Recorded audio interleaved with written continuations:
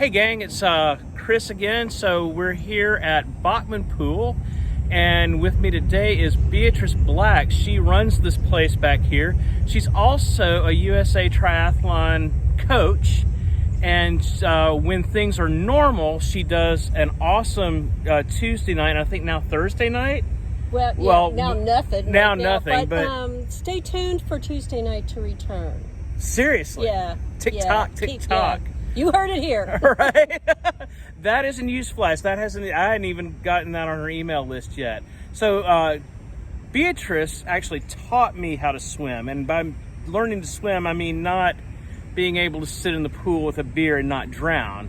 I mean actually go from point A to point B, and it's a really fantastic cross training if running's your thing. If swimming's your thing, running's an awesome cross train too. Which is would you call swimming or running your main? I know you do this for swimming. a living. Yeah. I mean, I can swim in my sleep, so yeah. Don't Swimming do that, was though. the first thing. Right. But I have training triathletes and runners who want to do like their first triathlon. They tell me that their running breathing gets easier with swimming. So my little plug for swimming is cross training. Well, and I like swimming because it's like one of those few things where the only person you have to worry about and listen to is yourself. It's my favorite. So today we're going to go ahead and do our 5-minute 5x1 workout. And so we're here at Bachman Lake. And so a few of you are not from Dallas. So you can kind of see we're at the rec center here. Bachman Lake is at the north end of Love Field. So if you ever fly into Dallas and miss the runway, Bachman Lake is where you're going to be. And when you're running on Bachman Lake, sometimes it looks like the planes might land on you. Right. We're that close, yeah. Yes. Yeah, in fact, we're going to see, because we're going to go this way in just a minute. But we're going to start our warm-up, and let's find it. Here we go. Once again, if it's not on Garmin. So, all right, ready to roll? I'm ready to roll. All right. So when did you start swimming? Is that like water babies and all that? I don't know whether I had swim lessons or not, but all my friends were joining the little summer swim team when I was around 10. Okay. So, and I just, even if I had a hiatus, I would always come back for it, would find the pools wherever I was. When I went off to college, I found the pool, and I just always been swimming. Yeah. And always been competing too, or? Well, as a little kid, I was pretty bad. I mean, I was not terrible. I didn't come in last, but that's okay if you do. Yeah. And then there was a big gap, and then I discovered master swimming. And I started doing that like in my mid-20s. And then people started, it seems like I need somebody to tease me before I do anything.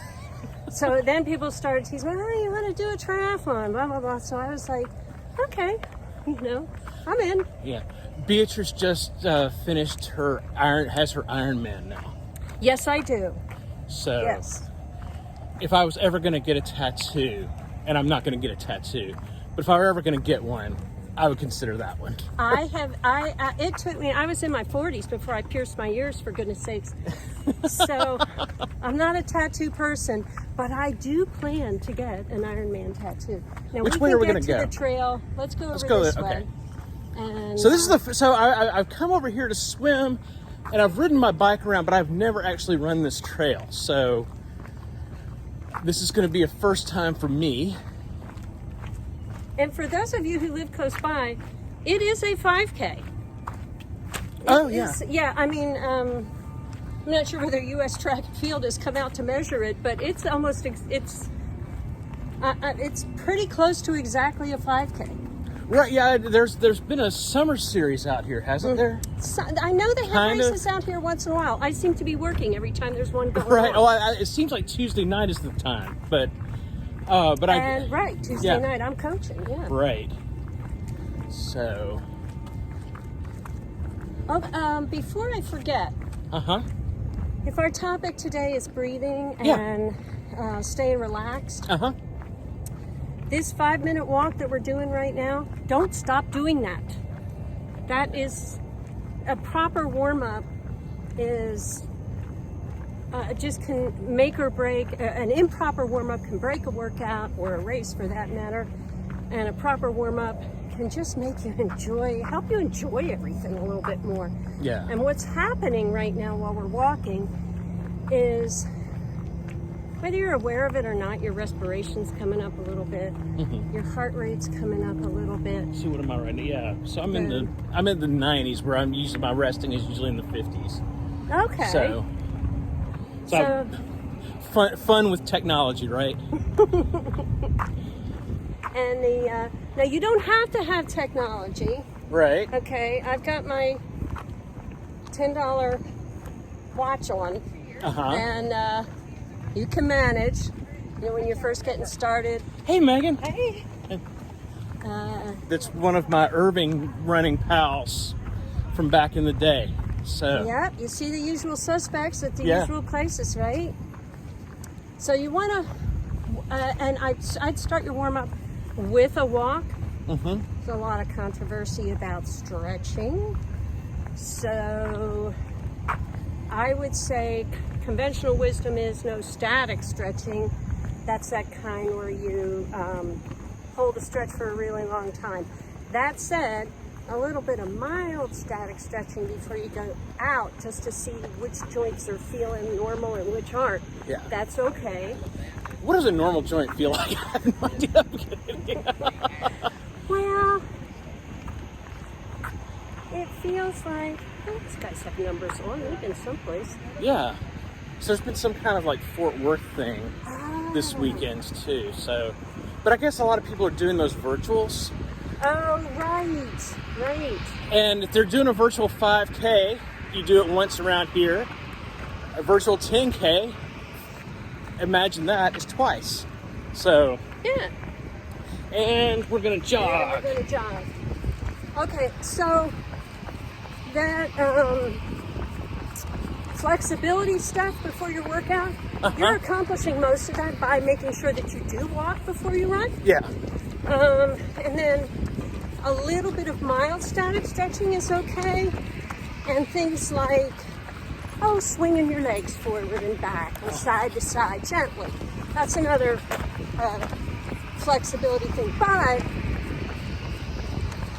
if you walk 5 minutes before you start anything, you're in pretty good shape. That's not a bad thing to do. But a lot of it is That's it's not just the stretching the muscle, it's making sure that the blood is going there too. Exactly.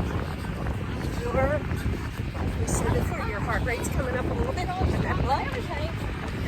And blood is what carries the oxygen to your muscles, so you want to make sure that's doing it. We're going to run for 5 minutes, right? Right. Okay. Even, let's say you really got into running. And you're training for a marathon or whatever, and you're really, you're one of the cool kids now. You can do anything. So, cool kids thing is that's a myth. You're already one of the cool things, cool kids. Okay, so anyhow, so you know more about running now. Don't stop the walk, and your next 5 minutes should be easy. Yeah. Okay, we're gradually stepping up the work that the heart, lungs, joints, muscles are doing, and you will love your workout so much more if you do that. Yeah. And we can talk pretty easily. Yes, that's a good way to test the talk test. If you can't talk during the first 10 minutes of your run workout, first 5 is walking, second 5 is jogging. If you can't talk, you're hitting it too hard. Yeah. Now I notice when I start out, even if I'm just kind of loping along like this, my heart rate jumps up real fast, and then it settles back down. Yes. You want to try to avoid the jump as much as possible. Okay.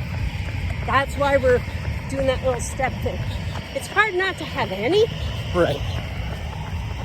but you're trying to have a gradual increase.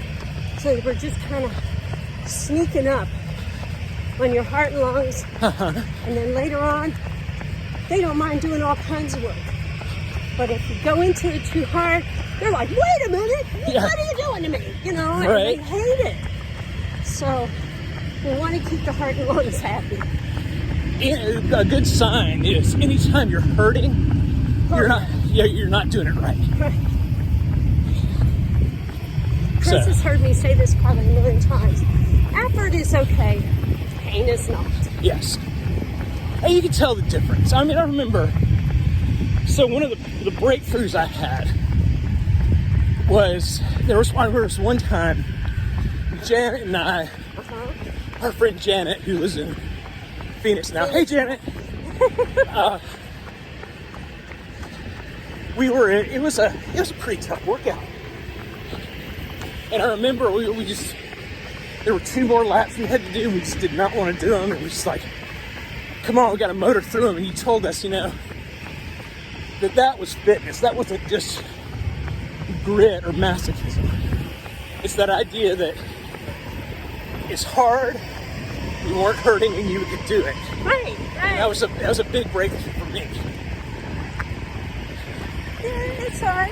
But so what? I'll manage. Right. But if it's hard, I'm going to die, I hurt. I don't know. Yeah. Or if something is acting like it's about to hurt, you got to slow down too. All right. So, all of this breathing, while we're in this first 5 minutes, this should seem pretty easy. Now, love feels, we were telling. Now, you'll see some people at this, particularly at this easier state. Okay. Speaking of which, some people are breathing with their mouth open. Mm-hmm. Some people are breathing just through their nose. There isn't a magic answer to that. Yoga, isn't it in through the nose and out through the mouth, I think? I think it is. I don't have that backwards, do I? Yeah, you're asking the wrong yogi on that one. The point being that some fitness disciplines will have very specific ways in how they want you to breathe. Uh-huh. In running, swimming, it took me a while. I noticed when I was actually able to breathe out through my nose and my mouth. that's fine. That made a huge difference to me. It's about volume of oxygen, right? Well, is it? And in swimming, you want to be sure.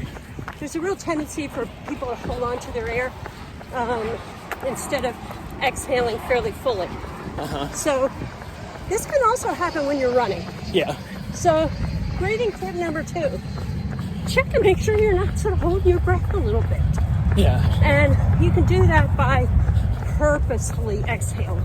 You don't need to go. But a longer one is better too. No?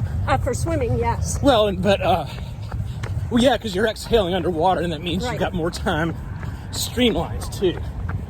But, No? I may have to get back to you on that. All right. Oh, When you yes. ask priests Your physics exhale questions. your exhale time is, particularly if you're inhaling every 3rd stroke. We can go into that sometime on a swim video. But Yeah. I'll have to figure out how to do that. Are probably exhaling for a longer period of time than you are when you're doing a land-based exercise.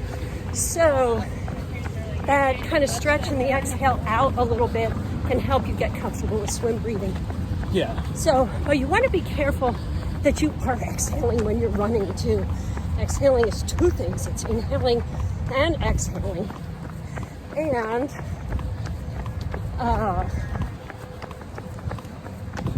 you want me to get into something technical now? Sure.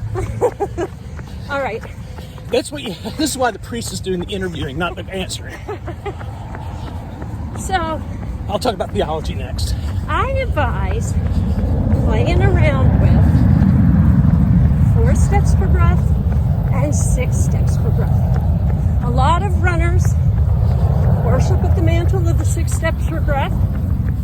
Plenty do the 4 steps per breath, and you can choose. Okay, what do I mean by steps per breath?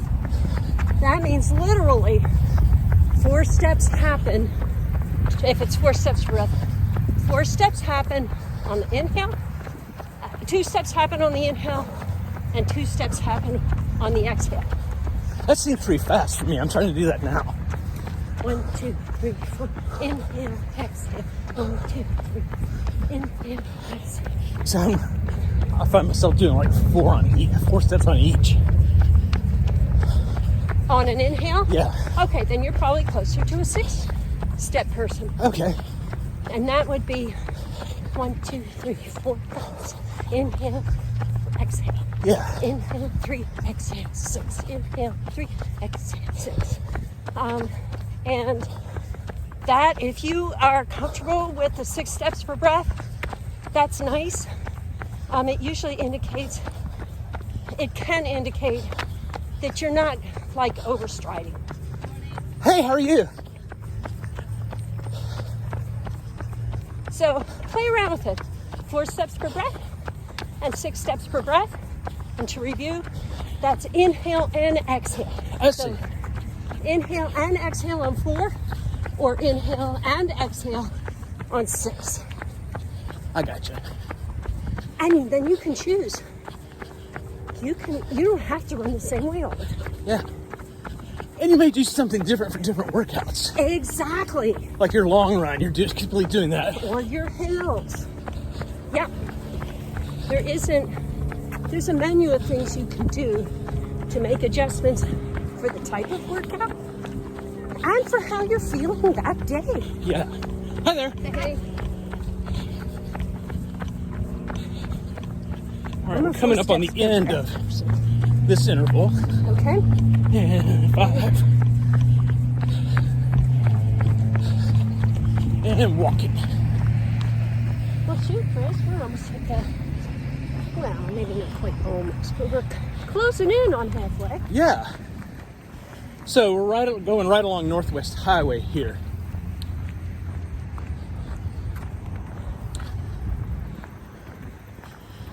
Now, when I've heard runners talk about it, there's mixed reviews on belly breathing. I'm a big fan. Okay. Tell me some more. So when it's my chest and my thoracic cavity that's trying to go up and down, I tend not to do so well. If my stomach is moving in and out, that tells me I'm doing it. Like diaphragmatic. Yeah. Like singers. Yes. Yeah. And you kind of have to do that when you swim too. All right, we're at our turnaround point. Or we could just go around. Oh, we can just go around and we're jogging again.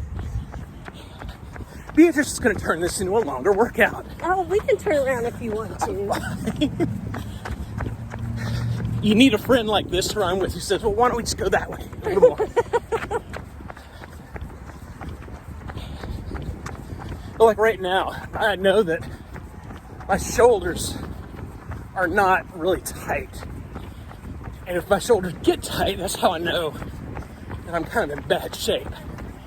Or that you're putting unnecessary tension. I see you, dear. Hey, Mandy. Hi. All right. Good to see you. Good to see you too. We're doing are you in a program this time? Get in a program. Mandy was in our 5K program. Better with it if you had the basic endurance. Yeah. When it comes to competing, there are all kinds of ways to compete, you know? Yeah. In any race, you have age group, right? You don't have, it's not about finishing in the top 3, although, you know, that may be your thing. When I run a 5K, I usually do it as a training thing. I don't particularly train for the 5K. I just use it as kind of a stretch out, kind of like I'm doing this morning, right? You know, but I'm never going to win a marathon. I'm never going to place in a marathon. I will never qualify for Boston unless I live to be 143. your time limit gets bigger as you get older. So, but there are all kinds of ways. I think some people say, photographers say, that your first race, people get more, they sell more race photos from first timers because it's something you've done. Right. It's an accomplishment. Yes. I remember my first 5K. You might as well have said 5 time zones to me. I think I was maybe 36 when I ran my first 5K. And I didn't know if I could do it. I didn't know, like, I couldn't go this person. You know, I was worried about embarrassing myself and that kind of stuff. And I sort of like didn't tell anybody. Right. You know, there was one in the neighborhood, so I could just kind of walk down to the start line. Yeah. And once I got going, I was like, oh, this is just a bunch of people out running. Yeah. I could do this. It's not so bad. Right? You know, and I was so excited. I was so excited. So, and you know, the people in it and the crowds are their own thing. You know, it's just there's nothing like it. it is, yeah, it's People are exhilarating. cheering for you. Yeah, people that you don't even know. Right. You know, if you have a chance, you know, go out and be in the crowd in a marathon at some point. People really take a lot of pride in the funny signs they make. Oh, you mentioned Boston? Yeah. Talk about a crowd. That is lined every inch. And there's traditions from one town to the next. And when you go by Wellesley, you've never heard so much screaming, girls. You never heard. Hear that, Hockaday? No sexism or anything here, but there's a lot of high-pitched screaming when you go by Wellesley. But it's really exhilarating. And if you're thinking you want to do it, I'd say go ahead and try one. Oh, yeah. Well, that was I did a half. And that was after I'd done 2 sprint tries. Keep it up, IRC, DRC, IRC. All kinds of places to run. Megan might be a guest in a future video. Sounds like a plan. We might do hills on Mount KFC next. You know that one? No, what is It's that? in Las Colinas. It's See, I'm still laughing. it's the top of the huge hill that peters out in McCarthy, just north of 635. It's like a 6% grade all the way up. Oh.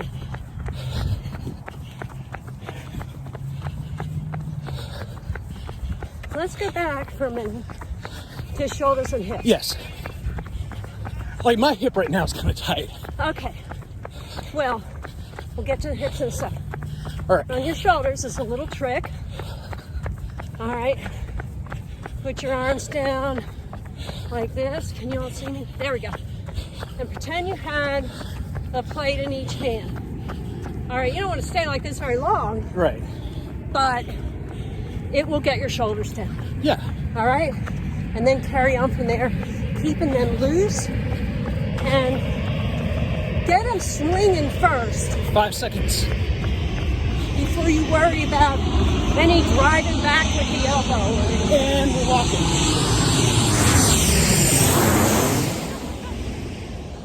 That was about 1.5 feet. Yeah, above my head, yeah. Yeah. So you may have read something about hugging those elbows back. Don't worry about it right now. If you want to, okay, as long as you keep your shoulders loose. But mostly, make sure that those shoulder joints are moving freely. Yeah. More like your arm is swinging from the shoulder joint, okay? Yeah. And the elbows are fairly high. If you run with your arms down by your side, you're gonna get tired faster. Yeah. So even though it might seem a little counterintuitive, you're gonna be more relaxed with about a 90-degree bend. Right, and that's tension you're introducing too, when you keep your arms straight. Yeah. I think anything that introduces tension is going to shorten your breath. And we're in our cool down now, so this also is an important step. So we're walking for another 5? Another 5, yeah. Okay. And then you're done. You can go. You can turn us off and go home. So don't forget to cool down either. That can help dissipate lactic acid buildup. That's a fancy way of saying Hey, y'all. I'm so excited. That's a fancy way She's of very saying excited. So stiff. The next day. Hips. Here's my tip on hips. We got to get back to your hips. Yeah. All right. I like to think of, I got a few mantras about hips, but one of my favorite is don't let your feet get ahead of your hips. Okay. If you are swinging from the hips, your foot is going to come with it. You're not going to leave it behind. And that will also, if you're focused more on those loose hips swinging. Okay. So then we've got the idea of the hips staying loose because they're swinging. And the foot is going to come, so you're not leading with your feet. Okay. If you lead with your feet, you're probably going to get tired more easily. Yeah. Whereas if you're moving your body as a unit through space, and your feet just kind of happen to be coming along, that's good. So it's not just your legs that you're talking about when you're exercising, running. Right, and your hips, you want your hips and shoulders to stay aligned. So we're not talking about military, not like that. You don't want to be stiff. Okay, so you're not stiff like the commander-in-chief is there, but you do having your shoulders stacked over your hips, whether you're a straight up and down runner, whether you run at a slight angle forward, you kind of almost fall a little bit toward your foot strike. Yeah. You can still, whether the line is vertical or a couple degrees forward, you can still keep your shoulders over your hips. Okay. So, and if you're just starting out, I wouldn't worry too much about that foot strike stuff I was bringing up, and you might have been saying, well, what the heck she's talking about, foot strike? Yeah. We've talked about that a little bit. Okay. Mostly because, if you're heel striking, you're essentially putting brakes on yourself. Yeah. And you'll get stiffness up your leg, too. Yeah. But, so my advice to folks who are training for their first 5K and have never been in a running regimen before is aim for roughly the middle of your foot. Let your hips drive. Okay, they're swinging back and forth. Hey there. Hey. And your feet are coming along for the ride. And you want your feet to think about the middle of your foot. Yeah. Because from the middle of your foot, you're going to have options to change or tweak your foot strike as you go on, and depending on how far down into the weeds you want to get with your running technique. Yeah. There and that I try to know a little bit about it because it's a fun diversion for me. Well, and it gives you choices too. Right. One of the things I try to do, and you're the first person I've told this. So, hey, so let's see this. See what you think of this. Hey there. I try to think of putting my foot like into a flip-flop as I come down. Okay, that'll probably give you a slightly forefoot strike. Yeah. And there's nothing bad with that. And the thing is, if you miss, you're at a midfoot strike. Yes, and there's one thing to be careful of. You don't want to scud along. Yeah. On the balls of your feet. In other words, I don't know whether you can hear my feet. I can. If you start hearing that, because you're going to come up on one of these creases in the pavement and you're going to do a face plant. And you may injure your knees. Okay. And possibly get calf cramps. So, none of those sound like fun. No. No. One of the little mantras I would say to myself when I get tired is lower, don't drop, lower, don't drop, lower, don't drop. Okay. And scudding along, it can be an indicator that you're being